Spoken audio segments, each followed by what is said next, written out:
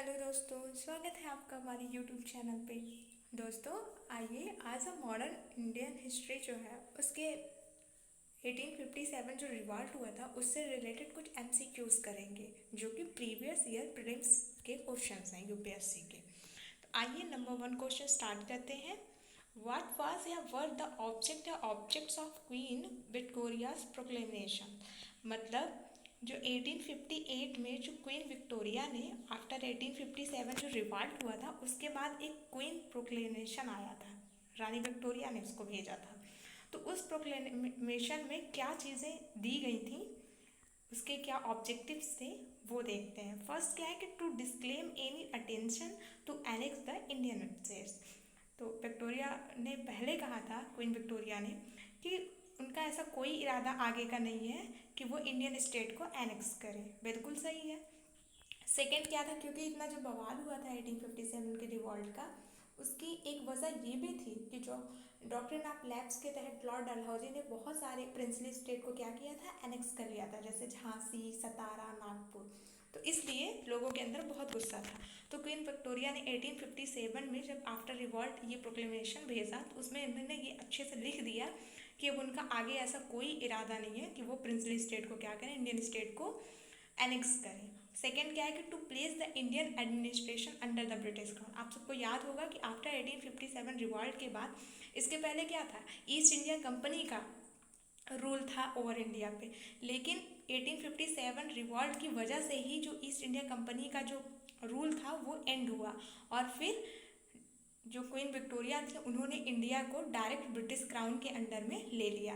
तो ये भी सही है कि to place the Indian administration under the British crown, बिल्कुल सही है। थर्ड क्या है कि to regulate the East India company's trade with India. East India company के ट्रेड को रेगुलेट करने के लिए 1857 में प्रोक्लेमेशन आया था, बिल्कुल नहीं।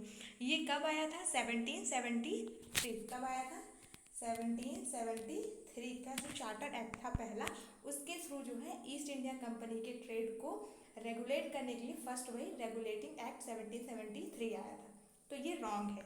तो इसके हिसाब से हम ऑप्शन देखेंगे तो 1 and 2, option number A is right answer. Okay, next चलते हैं। Who was the governor general of India during sepoy mutiny. Sepoy mutiny के दौरान जो है भारत का गवर्नर जनरल ऑफ इंडिया कौन था। तो कौन थे, number A Lord Canning, second Lord Dalhousie, third Lord Hardinge, D Lord Lindon. तो उस समय कौन थे, first option number A is right option. ठीक है, तो टिक कर देंगे इस पर, ऑप्शन नंबर ए पे, ए इज राइट आंसर। एक सेकेंड, ठीक है, 1 second, option number A is right option. ठीक है, अब नेक्स्ट पे आते हैं। नेक्स्ट क्या है, with reference to the revolt of year 1857, who of the following was betrayed by a friend, captured and put to death by the British। 1857 के revolt के दौरान जो है कौन था जो अपने मित्र के द्वारा बिट्रेड, जिसके दोस्त ने, जिसके फ्रेंड ने उसके साथ बिट्रेड किया, धोखा किया था और उसको पकड़वा दिया था ब्रिटिशर्स को, जिससे कि उन्होंने उसको डेथ की पनिशमेंट दी थी। तो कौन थे वो, फर्स्ट कौन है आपके, नाना साहेब। देखिए दोस्तों, नाना साहेब जो थे वो रिवॉल्ट को कानपुर से लीड करते थे। तो क्या हुआ कि जब कानपुर में रिवॉल्ट को सप्रेस करने के लिए जो वहाँ के ब्रिटिशर्स थे वो गए, उनका नाम अभी मैं रिकॉल नहीं कर पा रही हूँ, तो वो गए थे।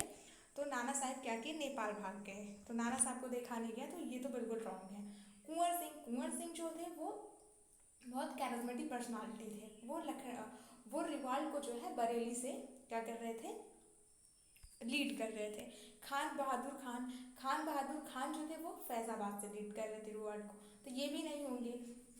लास्ट में कौन है, तांत्या तोपे। तांत्या तोपे कौन थे दोस्तों, तांत्या तोपे जो नाना साहब थे, जो बाजीराव सेकंड के जो पेशवा, बाजीराव सेकंड के जो दत्तक पुत्र थे नाना साहब, उनके सेनापति थे तांत्या तोपे, जो कि रिवॉल्ट ऑफ 1857 में रानी क्वीन ऑफ झांसी के साथ लड़ रहे थे अंग्रेजों से।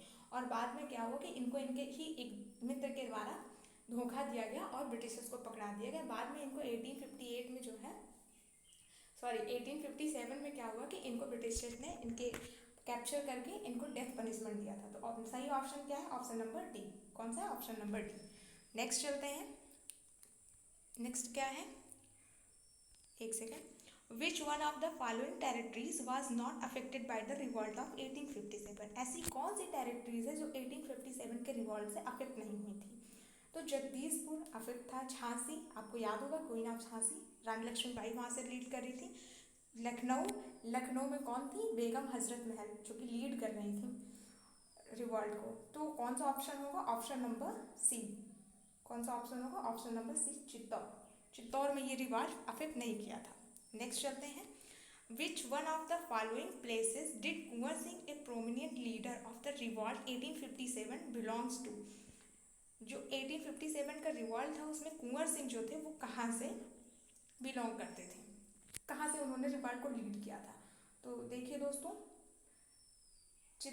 राजस्थान चित्तौड़ को तो कोई अफेक्ट हुआ नहीं था। उत्तर प्रदेश आपको पता होगा, उत्तर प्रदेश के फैजाबाद और हर जगह पे कहाँ कौन था। तो कुंवर सिंह कहाँ से कर रहे थे लीड रिवॉल्ट को? बिहार से। कहाँ से? बिहार से। तो option number A is right option. Next चलते हैं।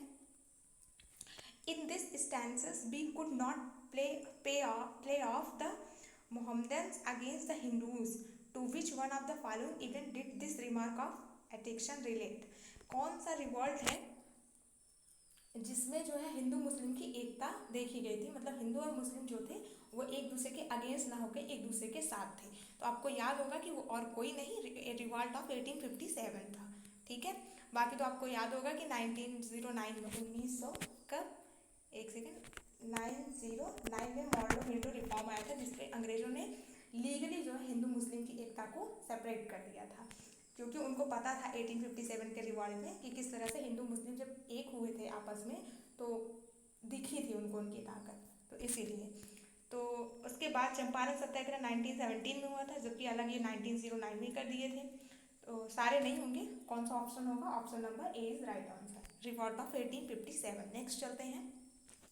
The educated middle class in India, जो एजुकेटेड मिडिल क्लास इंडिया की थी उसने क्या किया था रिवॉल्ट 1857 में?